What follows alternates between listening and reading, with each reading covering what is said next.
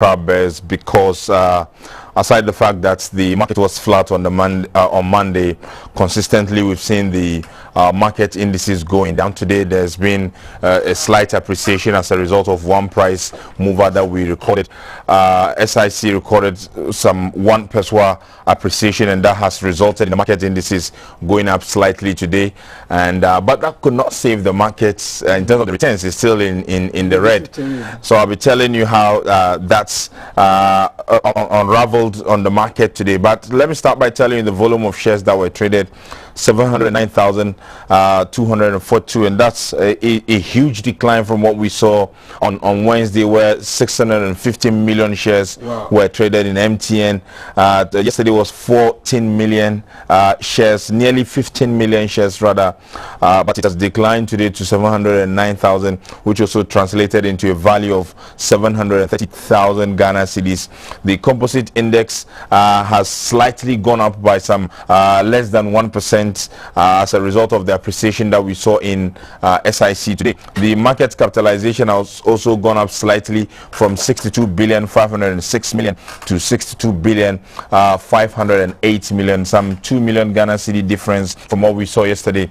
The composite index also went up by 0.19 points, 0.19 points there, and that has lifted the market a little up from the figure that we saw yesterday as far as the returns are concerned. So if you have invested your money on the market since the start of the year, your returns still in the negative 8.16%, and those in the financial stocks are making some gains because of the performance of some of the financial stocks on their Accra Bears, and it's returning 2.53%. If you want to know the equities that made the move, largely SIC traded 139,500 shares and appreciated by 1 peso. MTN also did some 399,000 but recorded no price change. We saw 87,000 in Fun Milk and also 80,000 in Calbank. So Edward, if you ask me, as far as the Accra Bears is concerned, that's what transpired. But the city, how did the city fare this week? The city has been largely stable this week, and quite some good news for the business community, but it declined 0.10% against the British pound and also 0.18% against the euro. Of course, the US dollar has been the major issue because that what investors here used to import from the producing nations where we source a lot of goods and services. So for the importing community, some good news for them this week. All right, Abdul, for your time in the studio, he's talking about a CD which has stabilized for a while. This week, we hope that it continues like that. But we go for a short break. When we come back, we're going to talk to you about very important issue with reference to rice. Because of the Ukraine-Russia challenge, fertilizer prices have gone up, and that is affecting or is going to affect rice production in Ghana. We'll be right back.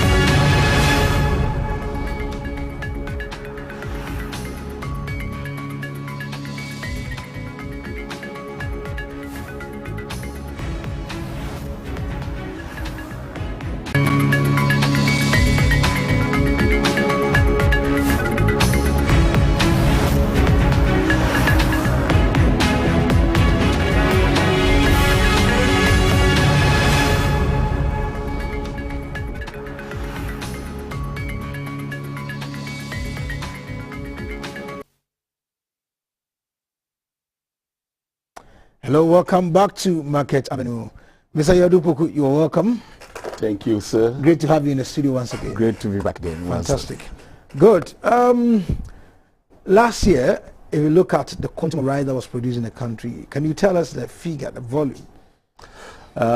We hit in excess of 1 million metric tons last year, and we're hoping to make about 1.2 million. We did not get there actually, but we had enough rice in the system. I mean, paddy rice in the system. And this year, we're all hoping that we may bring in more rice. So what was the target for this year? This year, we're all looking at about 1.4 million. Wow. But I don't think we'll make it. You don't think you'll make it? No, I don't. What enabled you to do what it did last year, over 1 million metric tons? Last year, if we're talking about the elements, the rains came, and this year the rain has been coming. So that's a good omen. Unfortunately for us, we all know the global economic shutdown that we are facing, and the dire consequence of it in our economy. It has affected us downstream at the farming level. The government, I don't think, would be able to bring subsidized fertilizer to the people. If the government would, we should be getting the fertilizer by now, but as I'm speaking, no, we haven't. So we have been going around talking to the fertilizer companies, those who brought fertilizer in under the subsidy program. The story is that they haven't been paid for 2021-2022 supplies. So they are not willing to do that again. Government moved the subsidy from 50% to 15%. 50 to 15%? Yeah. What accounted for that? I think the policy is to make the farmer self-sufficient. Okay. That whatever the cost is can be recouped at the harvest time. So the government is little by little weaning us off the subsidy fertilizer syndrome. But it's not working the way we thought it would.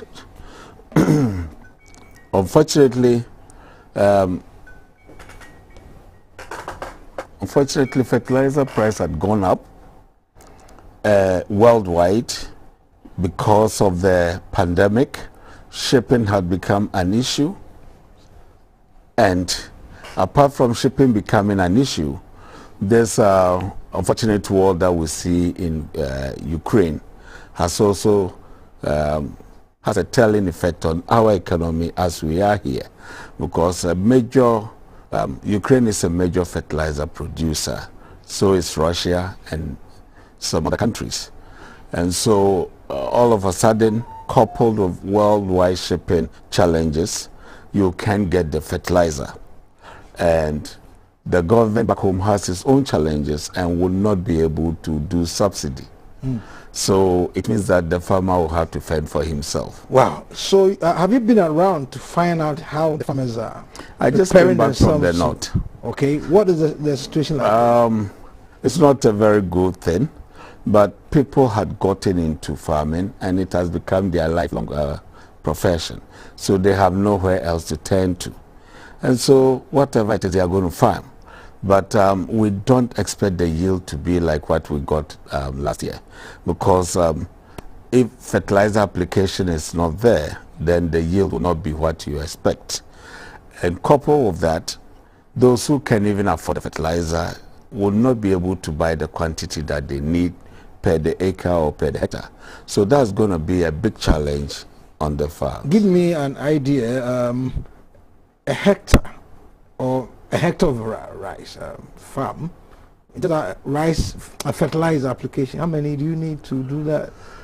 At least you need NPK, okay, about 4 bags, and then you need urea about 2 bags, and that's the 50 kg. Okay.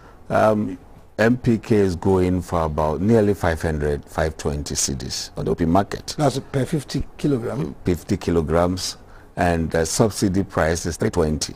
Okay. So you can see it's over 50% increment. and this is going to make it very difficult. As to urea, it's a worldwide shortage. It's not peculiar to Ghana. It's not available. It's not available. Why is it not available? Because the producing countries were not able to do it last year. I think it was because of shipping challenges, which has gone into this year production. So urea has become a very difficult commodity to get. And so it is having a telling effect on the rice field. With this, we know that we'll have a major shortfall in rice production. Not only in Ghana, it's affecting other major countries who produce rice, because the fertilizer phenomenon is not peculiar to only Ghana. It spreads all over the world. And so countries like India, Thailand, Vietnam, Indonesia, who are major exporters of rice, are also having their challenges. Wow. So what it means is that we here should take food security serious. And that is something we are not doing. Now let me ask a question before you continue. So if we're not getting urea, we have NPK on the market, but still we need these things.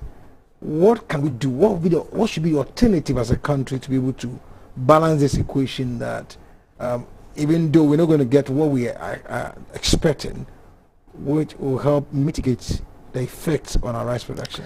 Let's say, to my understanding, fertilizer got in from the oil field.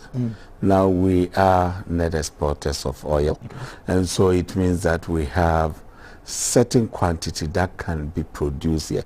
I don't know if the economies of scales will allow it to be done, but then we should be looking at it seriously. Why not do our own fertilizer plants? That will be enough for us to give even to the cocoa, coffee, and the grain fields. That is the way I think we should be looking at, so that we do not have to rely on imports. If it doesn't come, then we are in trouble. If you go to the market as I'm talking to you, a kilo of rice is about 18-20 cedis. Wow.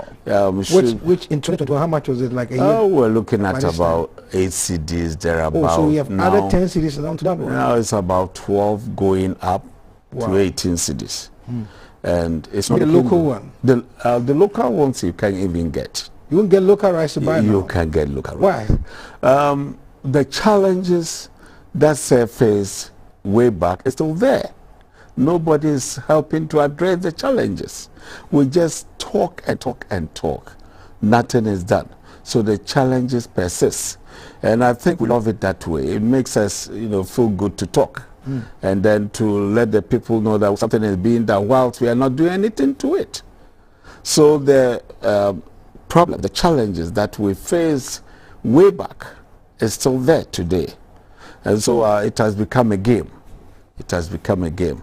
And does not make it interesting. We are interested in importing more than making sure that we do our own production. I will not mince words. Ghana is more comfortable to import rice. And then we turn around to complain about the currency, the rise of the foreign currency. And sometimes you look back and you say, what is this? Because it takes cedis to be changed into dollars to bring in the rice or the other imports. And the dollar is not manufactured or produced here in Ghana. So for us to get the dollar to bring in the imports, it means that we have to go and change the money. And this is what is making the dollar all the time going up and not going down, because we are all comfortable importing than what the God has given us here, which we should mind. We are not doing it. Whether it's government or private individual, we are not doing it. This is why food prices are going to go up this year. Wow, that's interesting. So inflation, even though at 23%, in your view, we are unable to tackle the rice production issue and the fertilizer, it may shoot up. Not only rice, the grains are all going to suffer. So will be tubers. All these are going to suffer. So the inflation of 23%, I am not a statistician, but I can take an educated guess that we are looking maybe 40% by the end of the year. I won't be surprised. I won't be surprised, because food is a major indicator when it comes to inflation, and that is where we found our weakness, whether in leadership position or in the private sector. We are very weak there, and when it happens like that, people get agitated, because food is basic, just like shelter.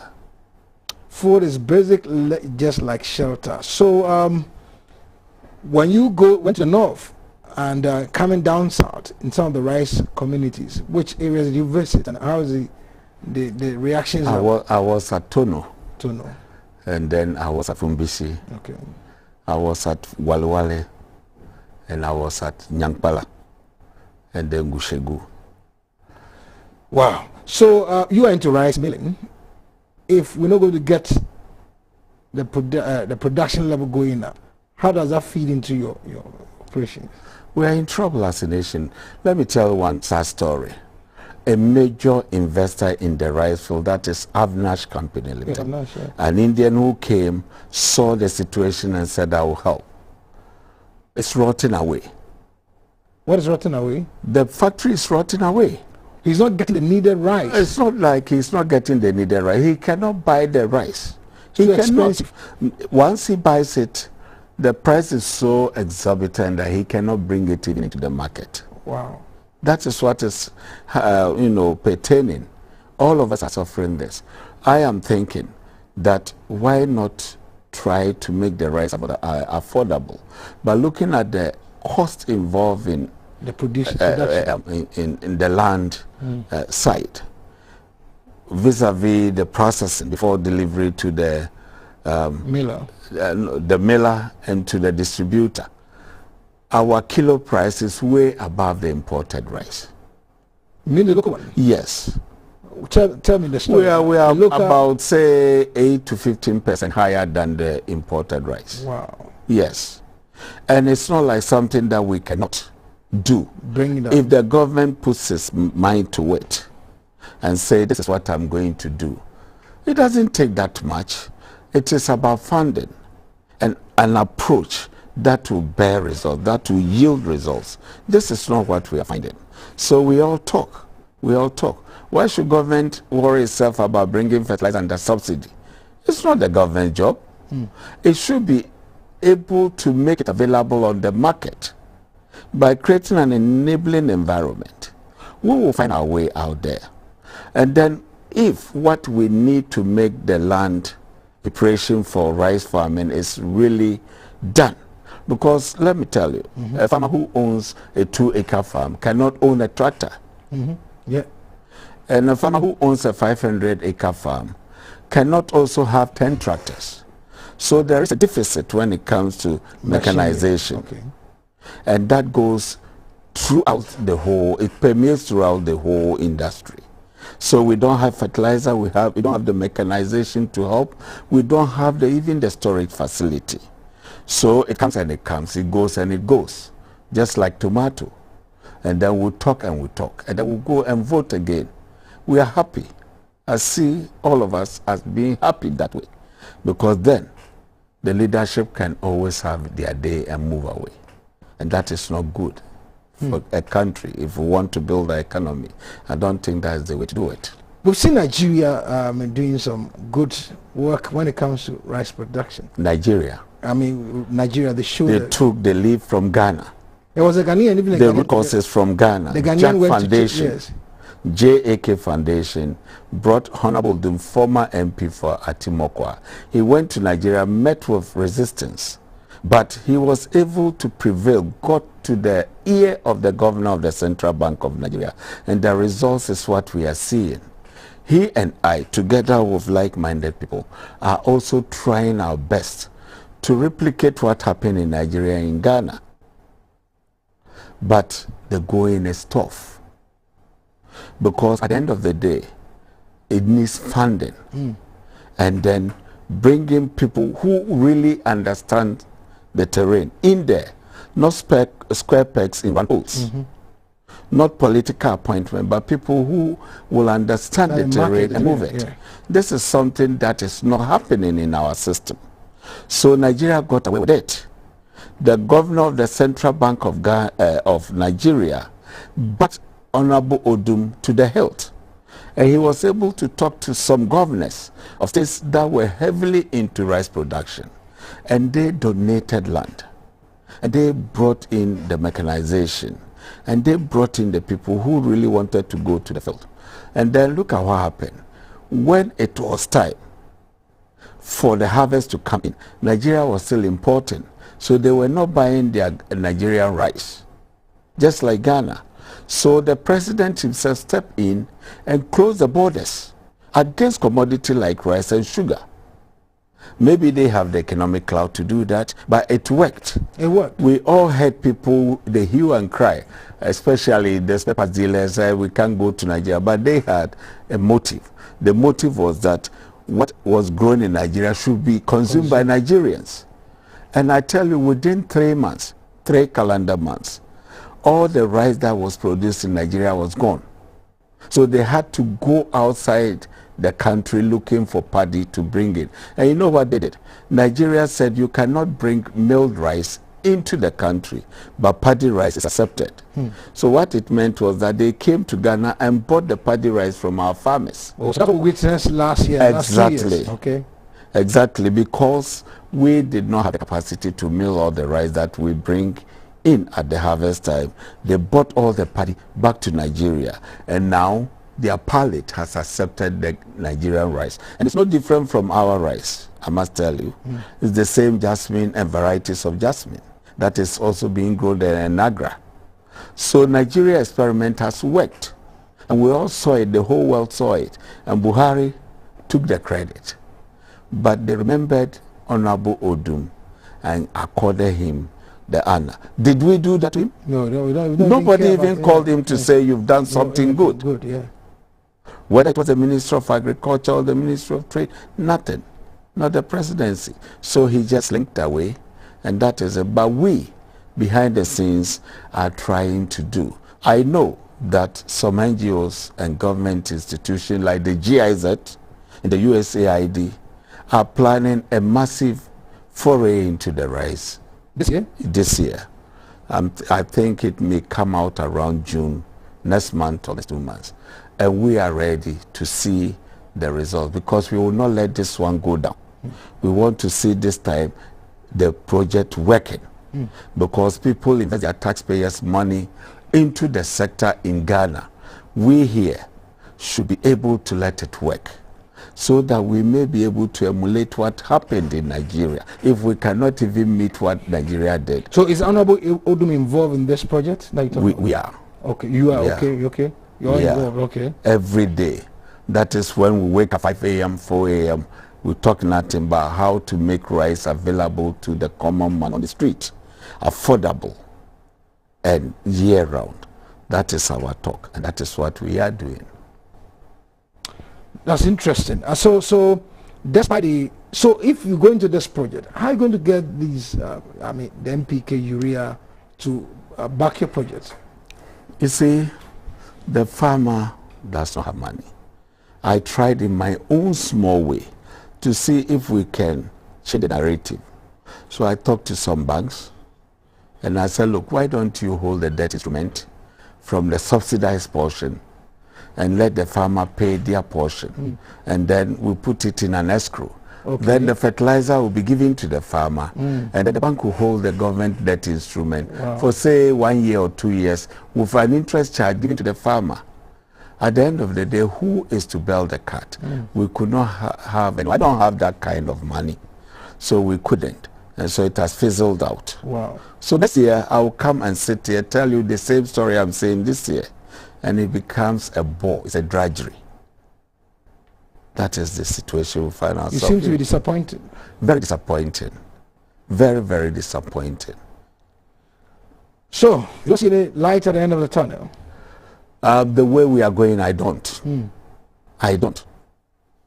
Because if we want to tackle an issue as a country, for example, if we want to do roads, let's do roads, and then we know the road system is done. Hospital, let's do the hospitals, we know it's done. We want to do education like the free education. Whatever it is, we've pumped money in, and so it's working. We don't expect 100% output, but at least a greater percentage of the people can read and write. That is the way to go. Now, if we are talking about agriculture, let's take some crops, just as we did with cocoa. Because cocoa is able to bring money in yearly. Let's do something like that and see if we cannot get maize, rice, and soy and millet. Thank you, Mr. Adupoko, for your time in the studio. Yes, sir. It's always a pleasure to talk to you. So this is how we wrap up this week's session of Market Avenue. You heard it all from him, talking about the fact that we seem to be talking more than walking the talk in rice production. And to him, if we don't get the urea and the NPK on the market, over 1 million tons we hit this year, or last year, we might not be able to realize that. So, my name is Edward Nyakun. God will come you again next week. Shalom.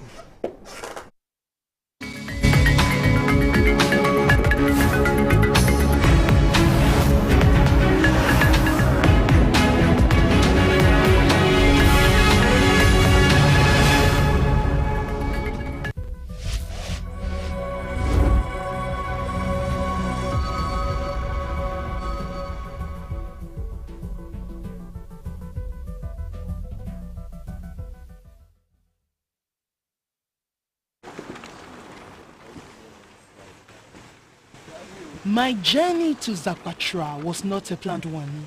I went to follow up on the story I did weeks ago at Kwesi Tintin in the Eastern region. My host then took me to Zakwatra to have a look at one of their inventions. Upon entering the community, I decided to kill 2 birds with 1 stone. I am currently at Zakwatra in the Eastern region. It is a community with over 80 households. I've been told that for over 100 years, residents travel for about 1 hour to Adesu to access quality health care. Zakwatra is a farming community also in the Eastern region. Indigents focus on vegetables, cassava, tiger nuts, and maize cultivation. The population is a little over 300. When I inquired from residents the meaning of Zakwatra, I was told it meant a snake that never harms children. The thought that came to mind immediately was why such a name would be given to a town. I focused on my mission in the town. Just when I decided to visit the tiger nut farms, I saw this long, big snake feeding on a frog.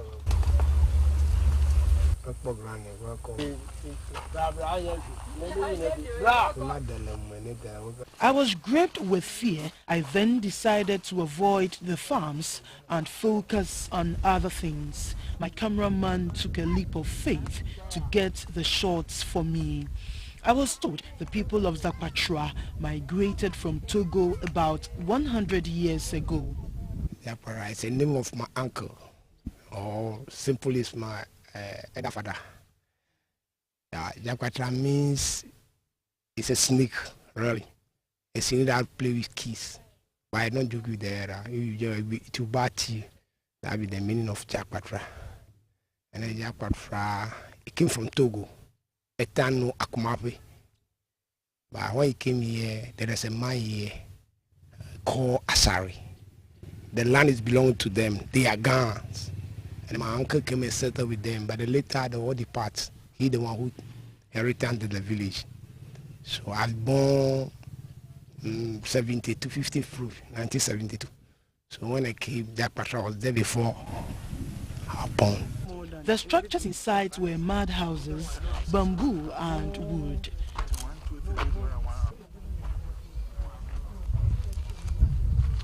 Zakwatra lacks basic amenities like schools. Children in the town walk for hours to Danso or Adeso to study every day.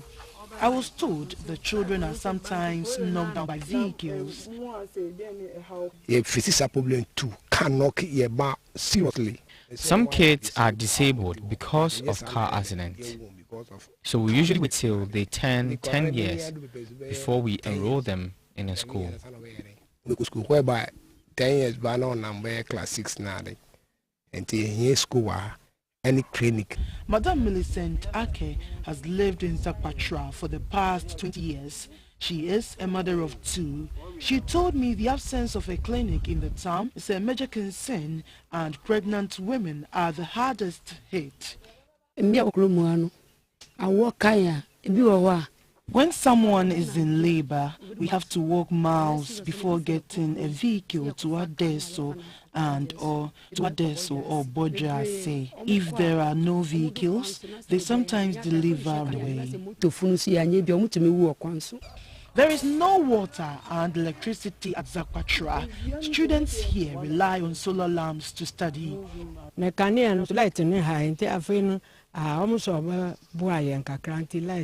They are still working on the electricity. The solar is okay for us now. It has been helpful.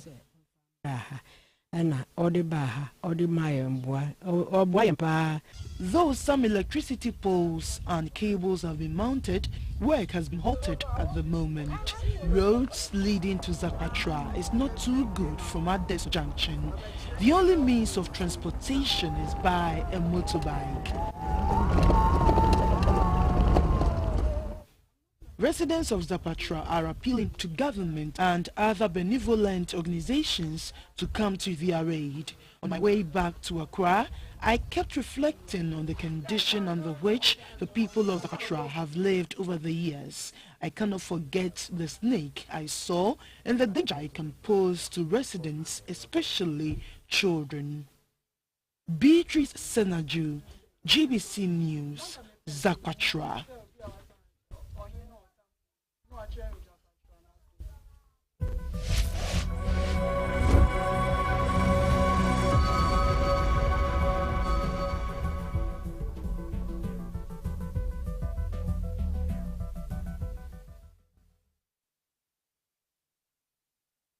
Nancy Gameli is a Class 6 pupil of the Mataheko Roman Catholic Basic School located in the Ablekuma Central Municipal Assembly. The 13-year-old, according to doctors' reports, bruised her leg during the COVID-19 lockdown, but all efforts to fully cure her proved futile. Her untreated condition has resulted into osteoblastoma.